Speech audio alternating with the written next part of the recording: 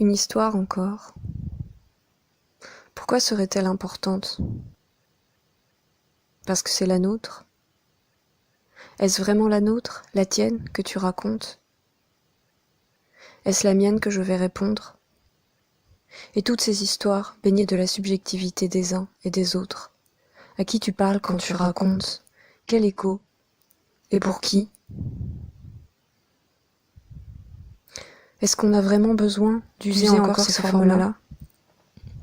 Est-ce qu'on a vraiment besoin de se rassurer en se disant « c'est triste mais c'est beau » ? Et si la beauté ne servait qu'à ça, finalement? À nous rassurer, à nous faire nous dire « ça s'est peut-être mal terminé, mais je l'ai vécu » et à nous convaincre que c'était important de le vivre et que c'était unique.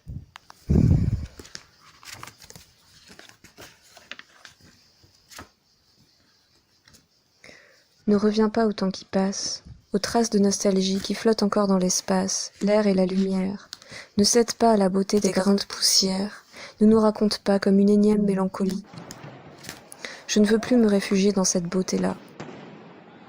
Douce, hélas.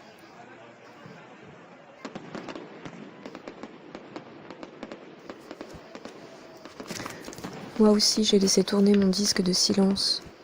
J'en ai écouté les craquements, les sursauts. J'ai regardé mon propre ralentissement sur la platine. Je me demandais jusqu'à quand, jusqu'où. J'étais prête à aller jusqu'à l'arrêt, peut-être. Ce qui nous a tués, c'est de ne pas avoir eu besoin d'être autre chose que ce que nous avons été, et de croire que ça nous suffirait, de croire qu'il pouvait exister une poésie de l'infini dont les lignes n'arrêteraient jamais d'apparaître, de croire qu'on n'aurait plus jamais envie d'incarner autre chose. On s'est trompé de religion. Ne joue pas avec ce qu'il reste. Moi aussi, je me souviens.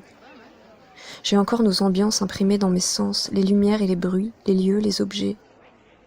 Les seuls liens auxquels nous rattacher comme une dernière ceinture de sécurité. J'étais du côté des Indiens depuis le début. Ce que tu trouvais puéril, c'était ma façon de gigoter, de désobéir. Et sans doute que parfois ça l'était. Quand nous avons manqué d'accidents, j'ai essayé d'en provoquer, j'ai même essayé d'en créer. Puis un jour, j'ai fini par me demander pourquoi nous voulions tant que ça dure. Nous ne voulons plus accepter les fins.